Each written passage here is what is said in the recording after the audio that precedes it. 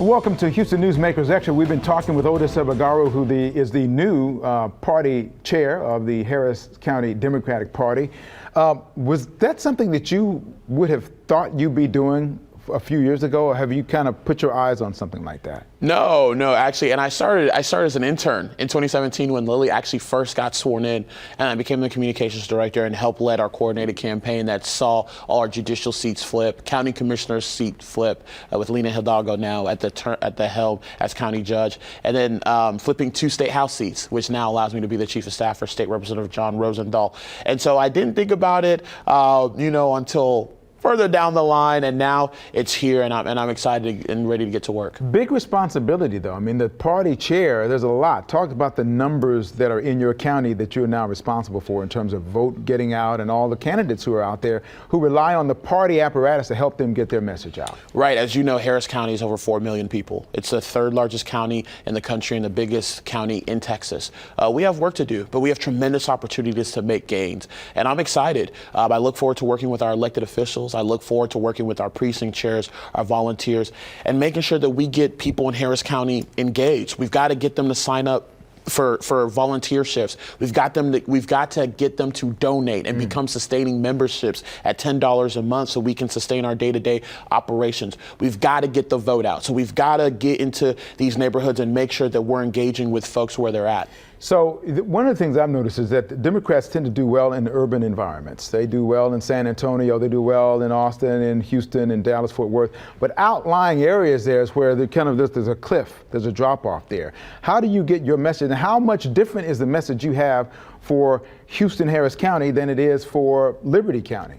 Right. Well, the thing about it is that our message works. It works. I tell people all the time, if you go look at red states where there's red legislatures, they've passed bills that would allow referendums to expand Medicaid in Oklahoma, to up the minimum wage to $15 in Florida, to legalize marijuana in these different red states.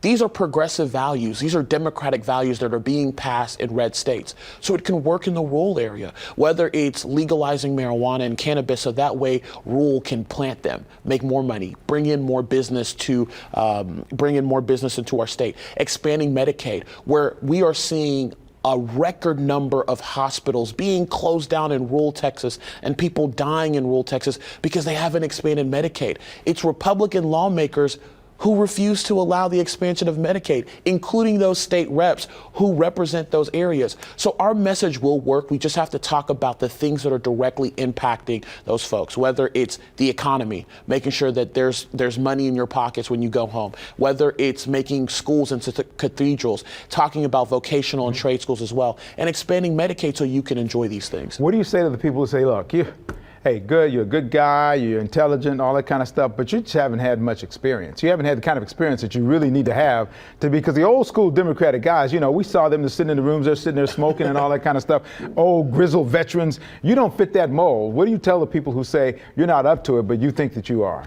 Well, I think that, Common says it the best. We rely on the wisdom of our elders and the energy of the young people. And that's what we're going to do. We're going to continually put energy out there. Look, being the chief of staff for a state representative, running campaigns that have now cost in excess of $1 million, running a coordinated campaign, we've seen tremendous success when we were able to lead those efforts. I hope to bring that to the Harris County Democratic Party. And there's going to be a tremendous opportunity to do that. So, just let the work speak for itself. And we will definitely bring in the returns that we need to in 2022. Okay, short term and long term, what are the main goals you want to try to reach at this point, if you've laid those out yet? Yeah, short term is just making sure that we're building coalitions around what I call the DMV, the disenfranchised, marginalized, and voiceless. When we do that, we all win. Trickle down anything has never worked. It never will work. But when we build from the bottom up and we build around these coalitions that are disenfranchised, that are marginalized, that are voiceless, we all win. And that's what we must do short term. We must get around roundtables,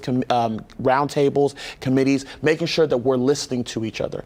Long-term goals, we've got to expand the margins in Harris County in 2022 and 2024. We we must flip Texas. Hopefully we can do that in the next 2 cycles. And then we hope to bring a state Democratic convention or the DNC here in 2024. We barely missed out in 2020.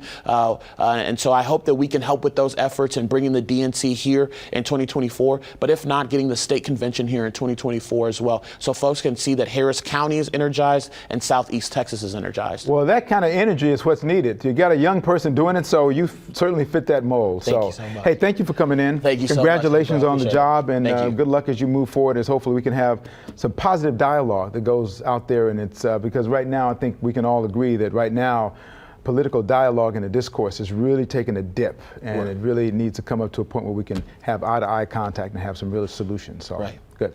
Thank you, sir. Hey, this is Houston Newsmakers Extra. Share this with everybody you know.